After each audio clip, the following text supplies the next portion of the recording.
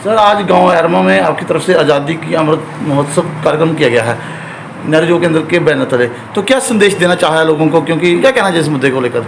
तो बहुत सारे लोग आज प्लास्टिक यूज़ कर रहे हैं। अगर तस्वीरें देखी जाए मुख्य बाजार कठुआ की, तो क्या कहना चाहेंगे उसको? 75 वर्ष पूरे हो रहे हैं और ये हमारा सौभाग्य है कि आज राष्ट्र एक पूरी तरह से स्वतंत्र भी है।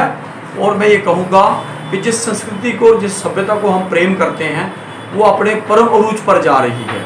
और बहुत से लोगों ने, असंख्य लोगों ने प्राणों की अपनी आहुति दे दी है इस राष्ट्र को बनाने के लिए और बचाने के लिए। उन सबको याद करने का समय भी है।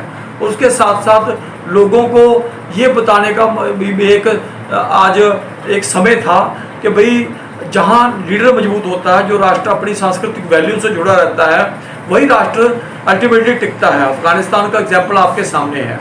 वो लोग ना घर के रहे ना घाट के रहे। कुछ वर्ष पहले तक उनकी पूजा पद्धतियाँ, उनकी कल्चर कुछ और था।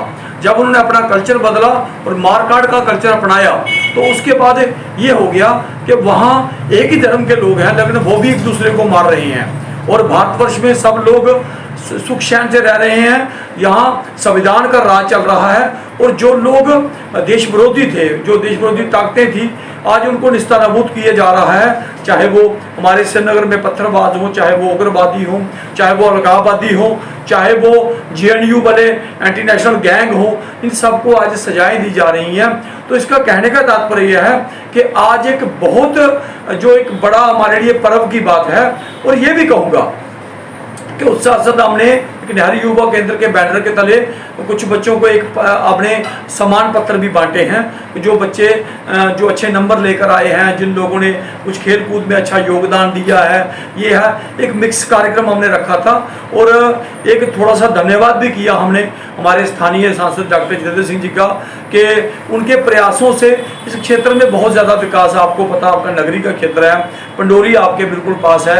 आपका जो रोड है पल्ली से लेकर बमियाल तक, आप जानते हैं कि 3-4 साल पहले क्या स्थिति थी।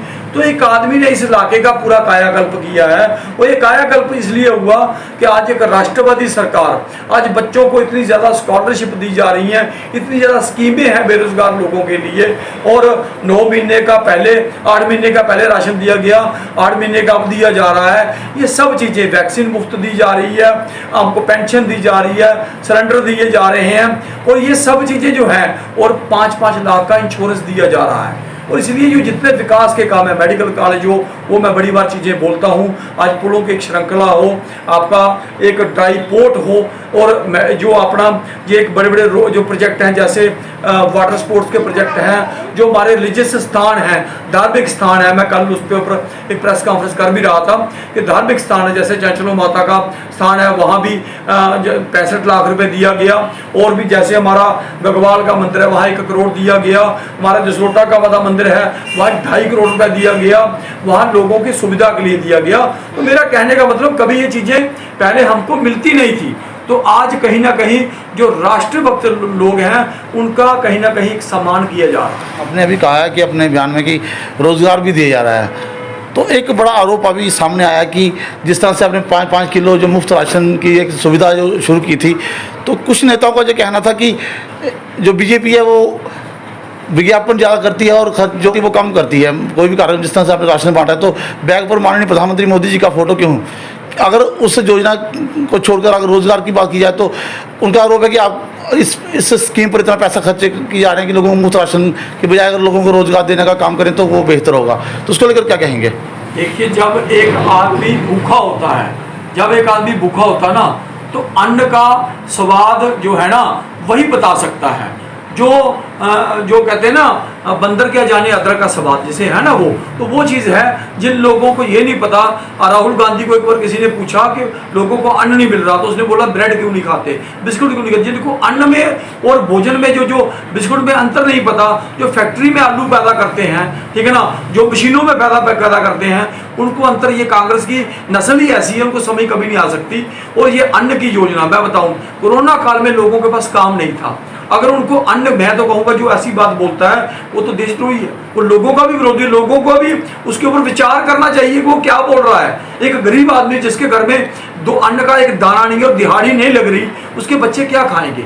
उसके लिए मैं तो समझता हूँ। और रही मोदी जी की बात, तो आज मोदी जी प्रधानमंत्री हैं, कल आपने इस देश पर कितने योजनाओं के नाम अपने राजीव गांधी और इंदिरा गांधी और उनके नेहरू के नाम पर रखे, तो हमने कोई इतराज नहीं किया। आपने तो अलगाववादियों की यूनिवर्सिटी बना दी, जेएनयू, यहाँ से अलगाववादी पैदा होते हैं, आपने वो नाम रखे। इसे कश्मीर की समस्या अगर ये कहूँ तो कश्मीर की समस्या की जड़ कहाँ है? यही नेहरू और यही कांग्रेस है। सर अगर वो प्रधानमंत्री है, उनका चित्र तो लगेगा सर, लेकिन थोड़ी है सर, लेकिन मैं एक चीज पूछना चाहूंगा कि आपने कहा कि जो अन्न की बात करता है, अन्न मुफ्त बांटने की बात करता है, उसका विरोध करता है, वो देशद्रोही हो गया। क्या रोजगार मांगने वाला देशद्रोही है?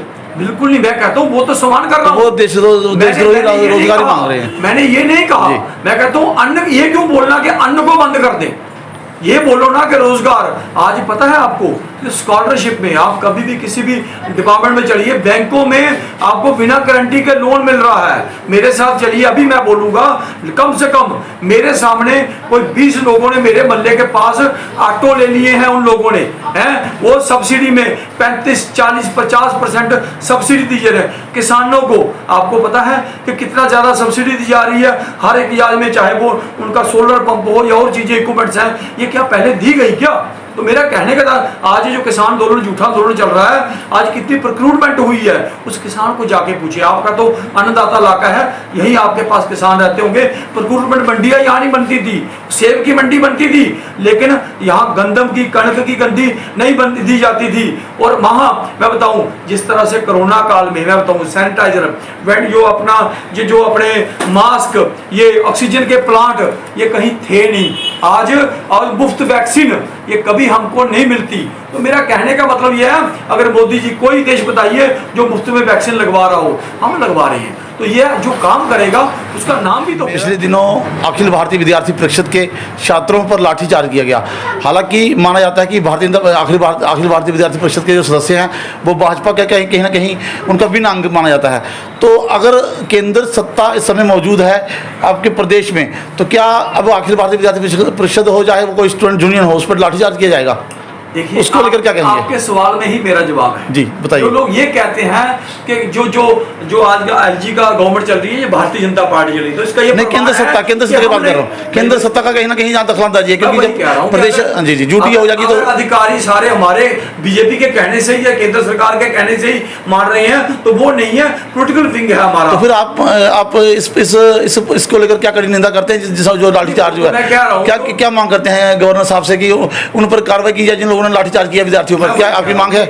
एबीवीपी के लोग जो हैं, उद्देश्य हमारी जितनी भी संस्थाएं हैं वो राष्ट्र हित में आवाज उठाएंगे। हमारा कोई जेएनयू वो देश तोड़ने वाला गैंग नहीं है। जी बिल्कुल। ये भारत माता की जय बोलने वाले लोग हैं। जिन लोगों ने जांच की जानी चाहिए, और जिन लोगों ने निहत्थे लोगों पर लाठीचार्ज किया, वो कोई उग्रवादी तो थे नहीं, ठीक है ना? तो उनको पर लाठीचार्ज करने की बहुत से ऐसे तरीके हैं जिनको आराम से बातचीत से भी मसला हो जाता है। लेकिन कुछ लोगों को, अफसर को एक अपनी थोड़ी सी एक कहते हैं रोब दिखाना होता है, जिसे कहते हैं, तो ऐसा नहीं है। उसकी जांच होगी, जो गलत होगा वो उसको सजा भी मिलनी चाहिए। अंततः ये पॉलिथीन को लेकर क्या कहेंगे, क्योंकि आज जो कार्यक्रम था वो था सारा प्लास्टिक के ऊपर था, तो उसको लेकर क्या संदेश देना चाहते हैं ताकि लोग प्लास्टिक को छोड़कर एक साधारण लिफाफे या साधारण चीज यूज कर सकें? देखिए, कोई भी योजना है वो तब तक कामयाब नहीं होती जब तक लोग उसमें सहयोग ना करें। हम अगर लिफाफा लेके जा रहे हैं, मैं किसी का लिफाफा छीनूंगा या उसको 500 रुपया मैं उसको जुर्माना डालूंगा या वो करूंगा, तो फिर शायद कोई आपका ही कोई भाई बंधु आ जाएगा कि भाई इसके पास तो 500 रुपया था नहीं, आपने जुर्माना क्यों डाला। ये लोगों को स्वतः ये देखनी चाहिए, क्योंकि पर्यावरण के लिए बहुत घातक चीज़ें हैं। इसलिए अगर हमने मानवीय जीवन को लंबा चलाना है तो इन चीज़ों को अवॉइड करना ही होगा।